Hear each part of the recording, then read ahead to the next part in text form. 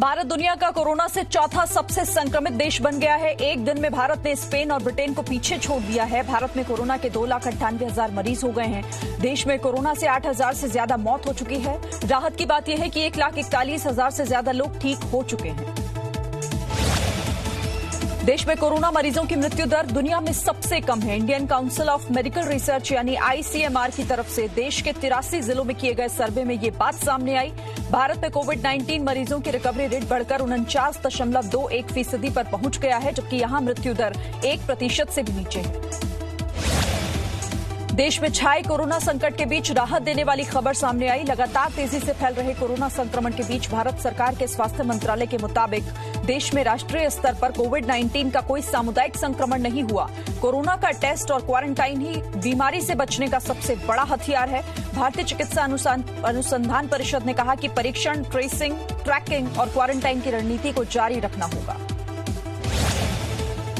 दिल्ली में कोरोना संक्रमण के मामले तेजी से बढ़ रहे हैं। दिल्ली में पिछले 24 घंटों में 65 लोगों की मौत हुई, यानी दिल्ली में हर 25 मिनट में कोरोना के एक मरीज की मौत हो रही है।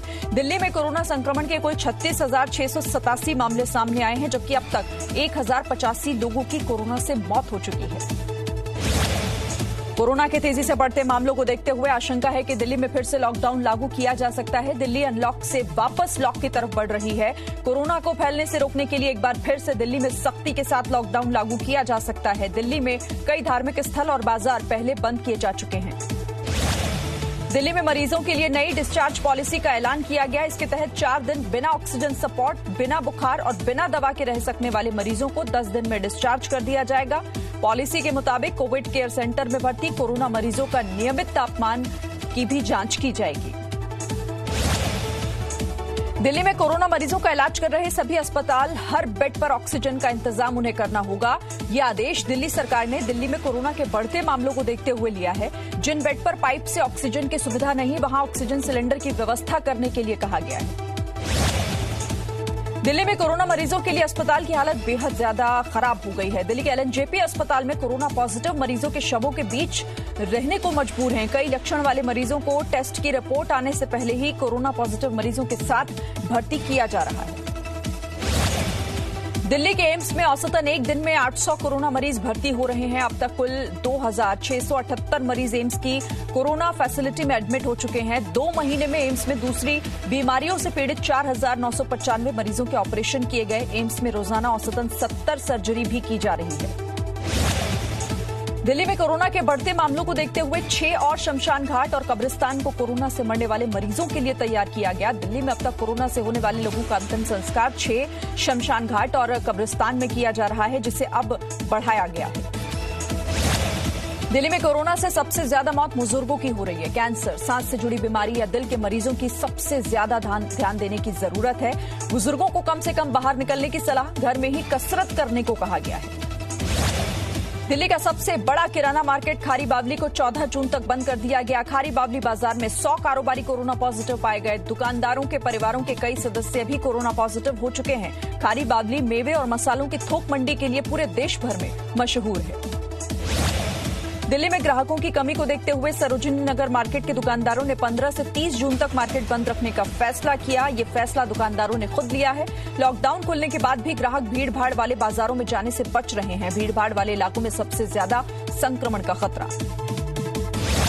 गौतम बुद्ध नगर जिले के नोएडा और ग्रेटर नोएडा में 4 और निजी अस्पतालों को कोरोना के इलाज के लिए तय किया गया है। फोर्टिस, JP, कैलाश और यथार्थ अस्पताल में अब कोरोना मरीजों का इलाज होगा। इससे पहले जिम्स, निम्स, जिला अस्पताल शारदा में ही कोरोना मरीजों का इलाज चल रहा था। महाराष्ट्र में कोरोना पॉजिटिव मरीजों की संख्या बढ़कर 97,648 हुई। 24 घंटे के दौरान महाराष्ट्र में 3,607 नए केस सामने आए हैं। 24 घंटों में महाराष्ट्र में कोरोना से 152 लोगों की मौत हो चुकी है। महाराष्ट्र में कोरोना से मरने वालों की संख्या अब 3,590 हो गई है। महाराष्ट्र में अब तक 46,078 मरीज ठीक होकर डिस्चार्ज किए जा चुके हैं। मुंबई में कोरोना पॉजिटिव मरीजों की संख्या बढ़कर 54,085 हो गई। मुंबई में पिछले 24 घंटों के दौरान कोरोना से 97 लोगों की मौत हुई है। मुंबई में कोरोना से अब तक कुल 1,954 मौत हो चुकी है। पंजाब सरकार ने राज्य में आंशिक लॉकडाउन लागू कर दिया है। शनिवार, रविवार और छुट्टियों के दिन लॉकडाउन रहेगा। यह फैसला सामुदायिक संक्रमण को रोकने के लिए लिया गया। शनिवार, रविवार और सरकारी अवकाश पर दुकानें नहीं खुलेंगी। केंद्र सरकार ने सभी राज्यों को स्पष्ट निर्देश दिए हैं कि वो कोरोना से संबंधित अस्पताल में खाली बेड की जानकारी ऑनलाइन और दूसरे माध्यमों से जनता को उपलब्ध कराए, जिससे जरूरतमंद लोगों को पता चल सके कि किस अस्पताल में कहां पर बेड उपलब्ध है। रेलवे ने कोरोना मरीजों के इलाज के लिए ट्रेन की बोगियों का इस्तेमाल शुरू करने पर विचार कर रही है। रेल मंत्री पीयूष गोयल के मुताबिक उत्तर प्रदेश सरकार ने 24 स्टेशनों पर आइसोलेशन वार्ड शुरू करने का फैसला कर लिया है। तेलंगाना ने 3 रेलवे स्टेशन और दिल्ली ने 10 बोगियों की मांग की है। पाकिस्तान के प्रधानमंत्री इमरान खान ने भारत के गरीबों को नगद पैसा ट्रांसफर करने के मदद करने का ऑफर दिया है। इमरान खान ने ट्वीट कर कहा कि भारत में 34% परिवार ऐसे हैं जिन्हें अगले 1 हफ्ते में अगर आर्थिक मदद नहीं मिली तो वो जी नहीं पाएंगे। मैं भारत की मदद को तैयार हूं। इमरान खान के ट्वीट पर भारत ने पाकिस्तान को नसीहत देते हुए कहा कि पाकिस्तान आतंकी फंडिंग के लिए देश को से बाहर कैश ट्रांसफर को लेकर जाना जाता है। इमरान खान को बेहतर सलाहकार की जरूरत है। कर्ज में डूबे पाकिस्तान के वार्षिक जीडीपी के बराबर भारत ने राहत पैकेज दिया है। पाकिस्तान की अर्थव्यवस्था 68 सालों में पहली बार -0.38% पर पहुंच गई है। पाकिस्तान के वित्त सलाहकार अब्दुल हाफिज शेख ने कल आर्थिक सर्वे जारी किया। कोरोना संकट में लॉकडाउन की वजह से पाकिस्तान की अर्थव्यवस्था तबाह हो चुकी है। जम्मू कश्मीर में पाकिस्तान की फायरिंग की भारत ने भी करारा जवाब दिया। भारत ने जवाबी फायरिंग में राजौरी सेक्टर में पाकिस्तान की कई सैन्य चौकियों को तबाह कर दिया। पाकिस्तान 2 दिनों से पुंछ और राजौरी में सीजफायर का उल्लंघन कर रहा है। राजस्थान में राज्यसभा चुनाव को लेकर सियासी घमासान जारी है। कांग्रेस ने अपने विधायकों को जयपुर दिल्ली हाईवे पर एक रिजॉर्ट में रखा हुआ है। कल उप मुख्यमंत्री सचिन पायलट ने विधायकों से मुलाकात की। आज विधायकों की बैठक है। उन्होंने कहा कि कांग्रेस के पास बहुमत से ज्यादा संख्या है।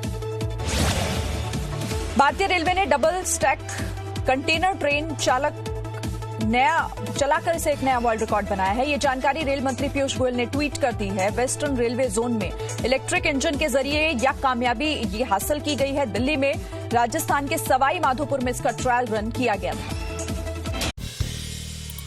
नया जी न्यूज ऐप अब बेहतर फीचर्स के साथ हिंदी अंग्रेजी के साथ साथ देश की अन्य भाषाओं में भी भारत और दुनिया की तमाम खबरों का अनूठा कलेक्शन। अपनी पसंद के मुताबिक सेट करें होम स्क्रीन पर अपने फेवरेट सेक्शन। साथ ही हमारे एडिटर्स द्वारा चुनी हुई दिन की बड़ी और खास खबरें। देखें जी न्यूज लाइव कभी भी कहीं भी। मनोरंजन और सूचना से भरपूर वीडियोस,